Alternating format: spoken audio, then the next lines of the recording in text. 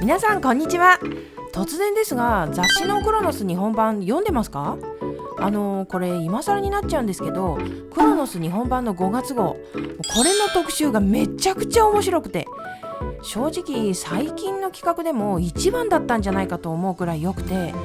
これはもうどうしてもみんなに伝えたいと思って動画を作っちゃいました。もうかなり前のなんですけどねそれでその特集っていうのが時計デザイン解剖学なんです。時計のデザインっていうとただなんとなく好きっていうくらいの感覚だと思うんですよ、割と。でもそのデザインの裏に隠された歴史やデザイナーの苦労、そして工夫を知ると、その時計がもう何十倍も好きになるんです。そう、ワイらは時計をつけてるんじゃない、情報をつけてるんだってことですね。というわけで、この動画を見たらきっと皆さんの時計選びがもっと楽しくなると思うので、ぜひ最後までお付き合いください。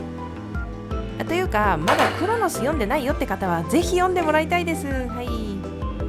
それでこの特集、時計デザイン解剖学なんですけど、大きく2つテーマがあって、デザインの歴史という側面と技術的な制約から見るデザインという側面、その双方から迫ってるんですね。なのでその辺に分けてお話ししてみたいと思います。で、まずは時計のデザインがたどってきた歴史なんですが、腕時計のデザインの歴史はそのまま近代デザインの歴史とも言えるんです。例えばですが、分かりやすいところだと1910年代から30年代にかけて大流行したアールデコ、直線的で幾何学的なデザインが特徴なんですが、建築や家具などさまざまな分野でこのデザインが取り入れられました。腕時計の世界ではカルティエのタンクとかジャガールクルトのレベルソがその代表ですよね。こういうことなんです。つまり腕時計を通じて当時の時代や人々に思いを馳せることができる。それが現代の腕元につながっていて息づいている。特に歴史があるモデルっていうのは、そういうロマンを感じられるのがたまらなく嬉しいじゃないですか。まあそういう面白さもデザインと歴史から見つけられると、そういう楽しみもありますよね。はい。それからこれは歴史とはちょっと外れるかもしれないんですが、腕時計のデザインというかデザイナーですね。腕時計の歴史上最も有名なデザイナーって誰なのか。これはもうジェラルド・ジェンタと言って反対する人はいないと思います。でもジェンタというとどうしてもロイヤルオークとかノーチラスとかラグスポとかデザインに目が行きがちなんですけど、そこではなくて、この方が腕時計のデザイナーの歴史を変えたと、そこに注目する人があまりに少ないんじゃないかと思うんです。というのも、ラグスポというジャンルを作ったという偉業の他に、もっとそもそもみたいな話になるんですが、腕時計のデザイナーという職業に初めて脚光を浴びさせた人物じゃないですか。しかもその実力で。これすごくないですか？ちょっと考えてみてください。例えば腕時計の傑作デザインで言えば訓録があると思うんです。これはもうまごうことなき傑作ですよね。ドレスウォッチの金字塔なわけですが、じゃあこの時計のデザインをした人物の名前、すぐに思い浮かびますか？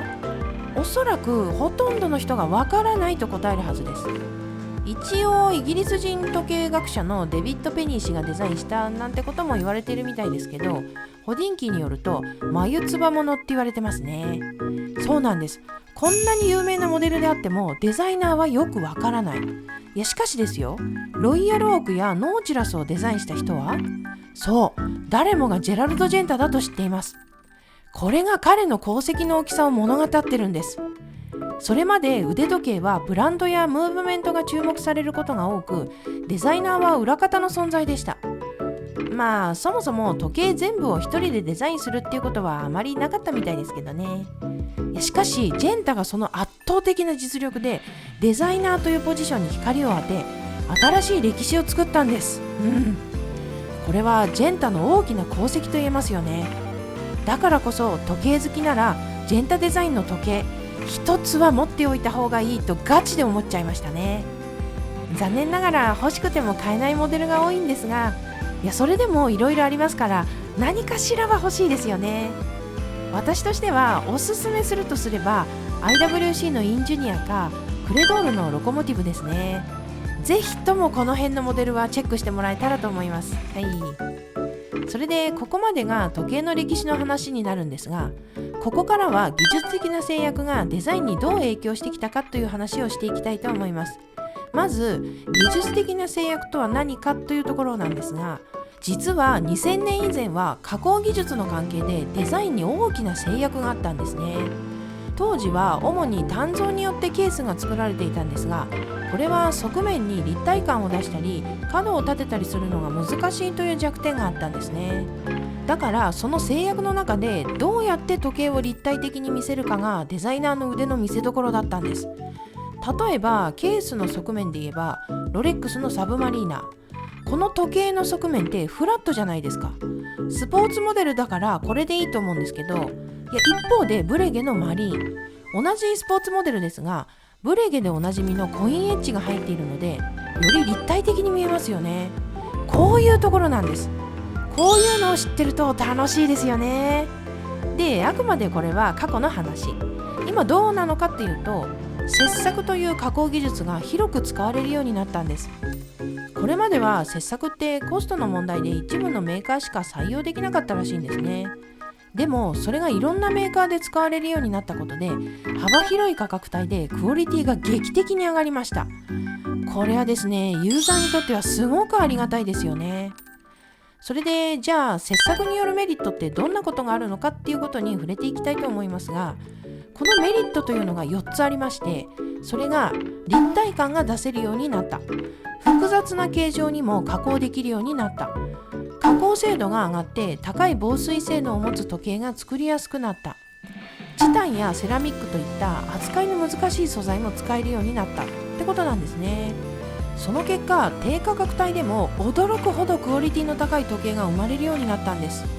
これはもうモーリス・ラクロワのアイコンとかを見てもらえるとわかるかと思います。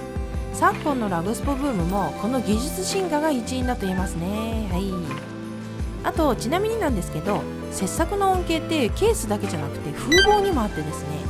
今の風防ってサファイアクリスタルが使われているじゃないですか。少し前はフラットな風防が多かったと思うんですけど、それはサファイアクリスタルが加工しづらいからなんですね。でもボックス型のようなヴィンテージ風の風防が作れるようになったんです。で、それだけじゃなくて薄い時計が作れるようになったと。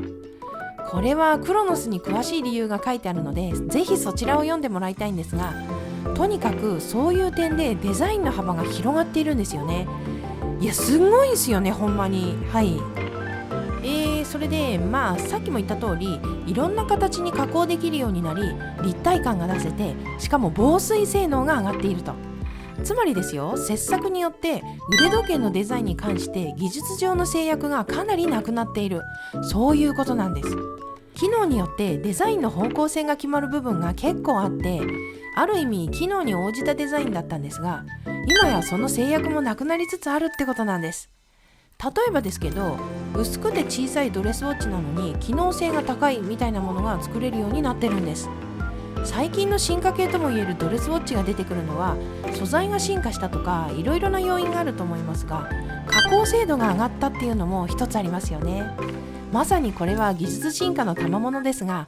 一方で機能的にはもうドレスとかスポーツという境はだんだん曖昧になってきてると思うんです。つまりデザインがより自由になっていると。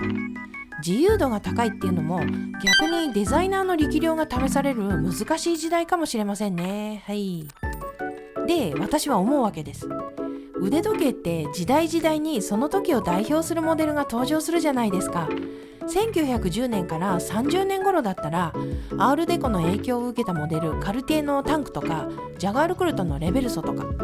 あとは70年代であればロイヤルオーク、ノーチラスをはじめとしたラグスポとか、そういう代表的なモデルってデザインの潮流とか技術の制約とかいろいろな背景があって出来上がると思うんですが、今の時代だからこそ生まれる傑作を見たいですね。過去のモデルの復刻が人気じゃないですか、最近ずっと。だし、クラシック、ヴィンテージ感のあるやつも好きなんですけど、今はこの時代だからこそ生まれる斬新なデザイン、そういう新しい時代を象徴するようなモデルに出会いたいですな。そんなことを思いましたね。はい。ということで、時計デザイン解剖学いかがだったでしょうか。時計を選ぶ上でデザインは超重要ですからね。そこを深く知ればまた選び方も変わるかもしれませんね。ということで今日はこの辺で。みんなまたね。おまけ的なところなんで変な話ぶっちゃけちゃいますけども、やっぱりですね、この企画良かったですね。で、良かったと思うだけに正直もっと深掘りしてほしいなと思いましたね、ガチで。本編でも話した切削とかそういう技術的なところが多くて、それもまた面白かったんですけど、デザインの潮流、時代とともにどう変わっていったかみたいなものを体系的にやってほしかったなーなんて思いましたね。あとはケースデザインの話がメインになっていたんですけど、ダイヤルとかそっちもやってほしかったなと思いましたね。むしろその辺の話を広げる余地を残しているとそうも読めるので、これは期待しちゃいますね、続編を。というわけで私としては第2弾を熱望します。はい。